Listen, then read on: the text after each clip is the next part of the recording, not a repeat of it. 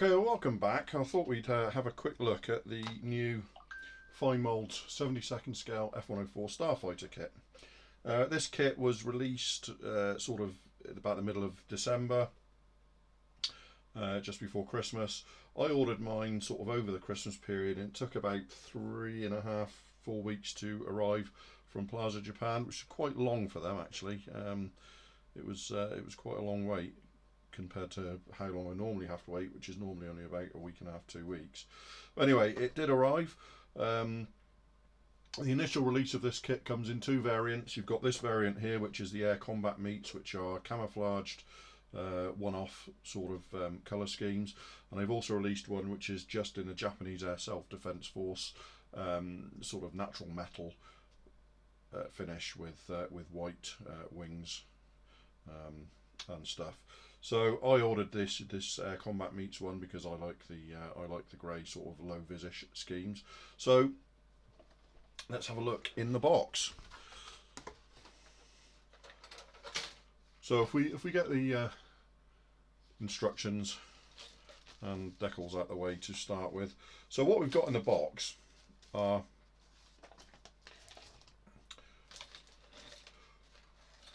you've got a clear sprue and 1, 2, 3, 4 pale grey sprues. So we'll go through the sprues one by one. So you've got two main sprues, and so the first main sprue contains the main sort of the main fuselage parts. So you've got two fuselage halves here and a belly piece, which the belly piece goes really from the fuselage split right through to just behind the nose cone, and you've got the two fuselage halves here. General level of engraved detail is absolutely fabulous on this. It's clearly I think the best that fine moulds have yet managed. I find that fine moulds are very nicely tooled, but quite often, I say quite often, I don't mean that, I mean occasionally, I've found that some of the recessed detail can be of a variable depth, a little bit light and fade in and out in some places. I've noticed that on their sort of Phantom particularly.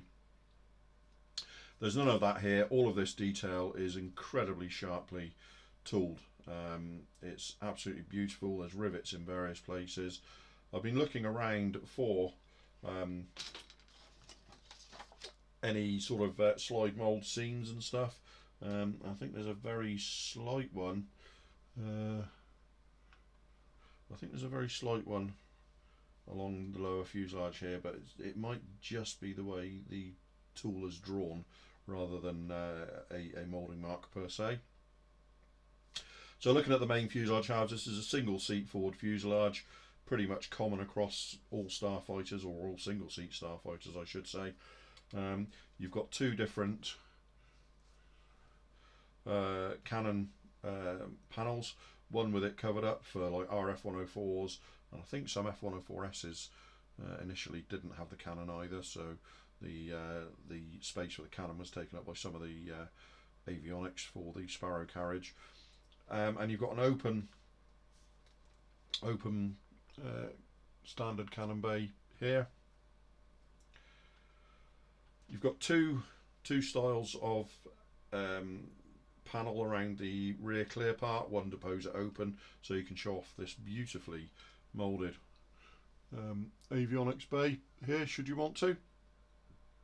Avionics bay tooled in line with the or attached to the main tub. Nose wheel bay is moulded in with this lower panel. And it's all very, very nicely tooled indeed.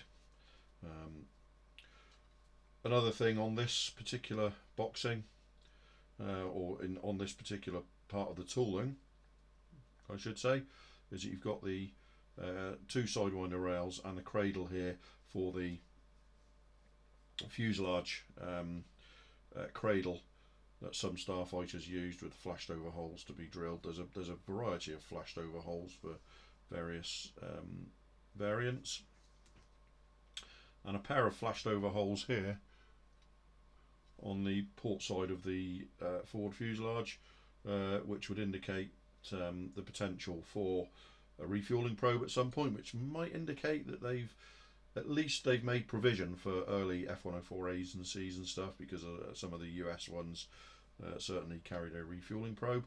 A little bit of interior detail for the interior of the cockpit. Very, very positive. Very positive alignment pins here that you can see to trap everything in there. So that's the first main sprue. Second main sprue here, as you can see, it's wings, tail. You've got the full intake trunking here, nose, air intakes, full engine. Although there's a little foible of the engine detail that we'll cover later. It's a full engine. Undercarriage doors appear to be the non-bulge type associated with like this variant of the F-104, so not the later bulge type on F-104Gs. Pair of wingtip sidewinder rails, each moulded in 2 halves, and a pair of drop tanks, and various other parts of the interior. We have 2 styles of nose wheel there. Now you get full intake trunking with this here that will go in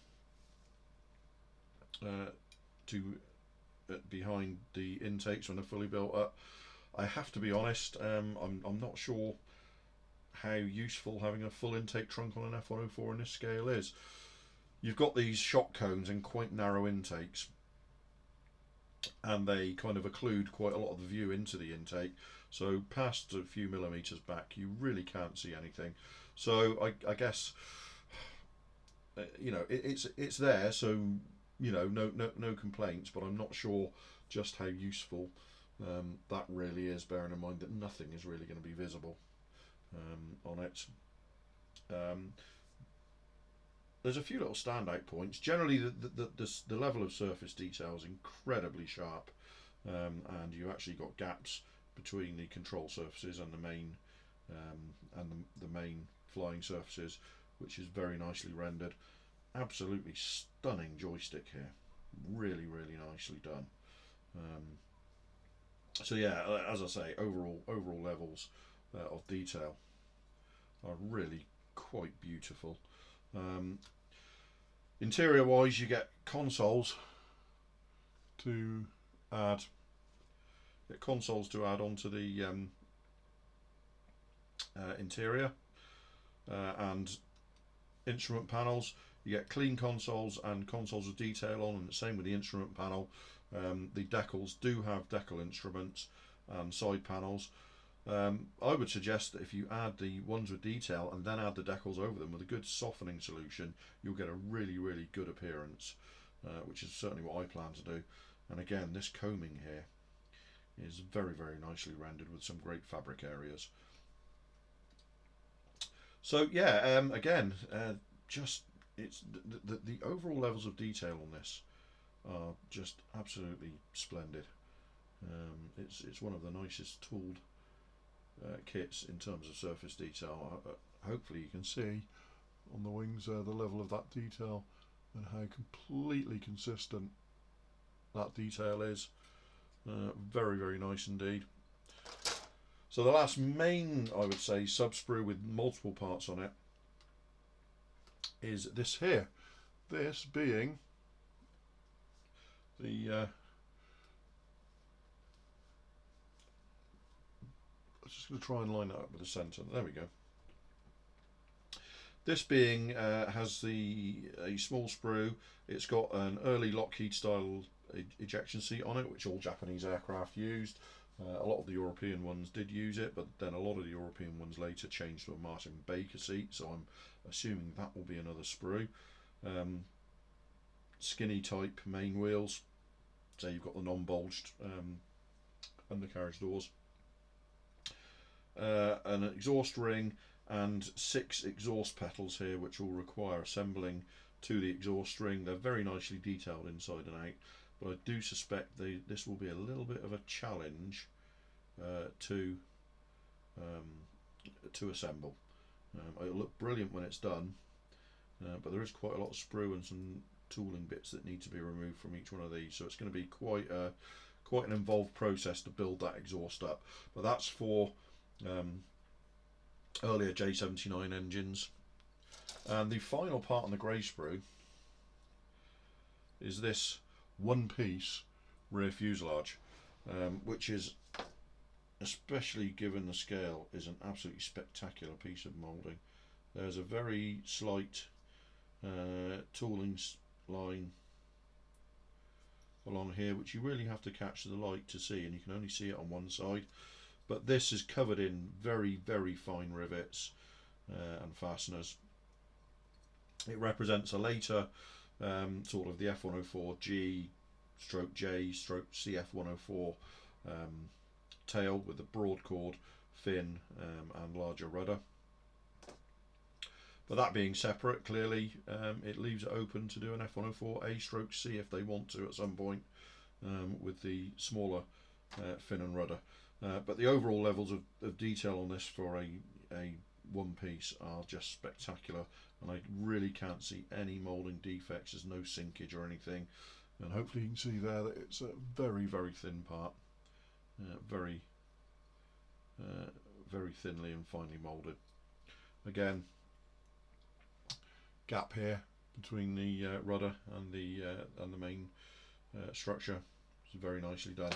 And that has got a couple of, when you come to assemble this model, there's a couple of bulkheads here that will locate between the front and rear fuselage and allow that to plug straight on there, like so, and be removable to show the engine if that's what you like. Final sprue then is the clear sprue. So you've got a one-piece main canopy for the closed option, 3 parts for the open option, including an inbuilt hinge into the main canopy part, and some formation lights and a gun sight.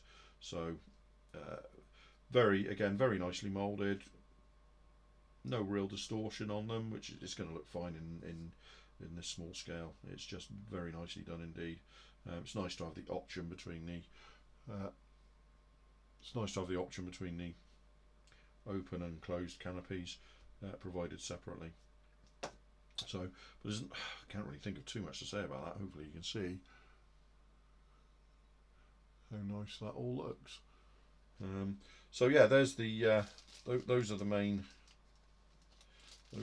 parts. Decal sheet is actually quite simple because these aircraft were over painted with camouflage, so they lost a lot of the stencils, something which didn't happen on things like Phantoms and Eagles, because they tended to mask over the stencils before they applied these camouflages for the combat meets. So there's a few stencils, very, very nicely printed, and it includes these parts here are to go on the engine assembly. The idea being that they represent some piping and stuff on the engine. It's a bit, I mean, I guess you call it a bit cheesy, but if you want to display the engine open and don't really want to go about completely wiring it and stuff, it'll do a job of sorts. Can't say I'm that impressed with it as an option, but there you go. The instrument panels and control panels and consoles, on the other hand, I think will be very useful applied over the moulded in detail. The decal sheet is simple. It's got 2 options, but overall it's fairly nice. I just think that engine detail solution is quite hokey. Fairly typical set of fine mould instructions, multiple stages telling you which options to choose as you go through for your particular aircraft. 24 stages.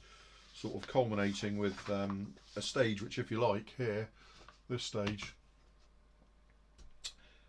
tells you to put sidewinders on, but they don't include them in the kit. They're obviously guiding you towards their, yeah, in this case, FP44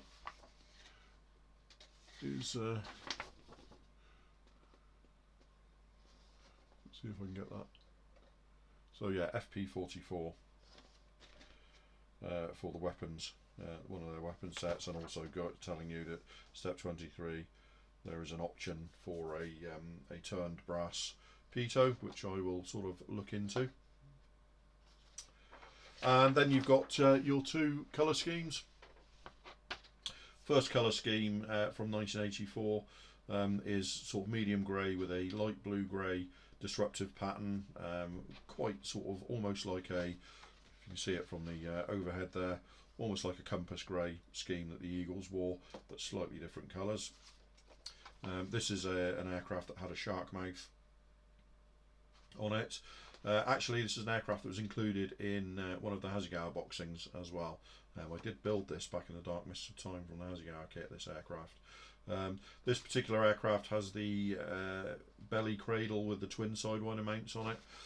The other aircraft is from a few years earlier, from Misawa, and it is medium grey undersides with sort of intermediate blue top sides. So a really, I think that's a really interesting colour scheme. It is just, again, if you look at the top and bottom, it's grey on the underside, blue on the top, but you've got this kind of high division line, wavy division line between the two, which makes it really, really interesting to me, and will be my choice, I think, when I come to build it. But yeah, there's the two schemes included in the kit. So that is really just a quick look at the new Fine Moulds Starfighter for you all. So you can see it's quite a sparse box full. Everything fits without any trouble at all.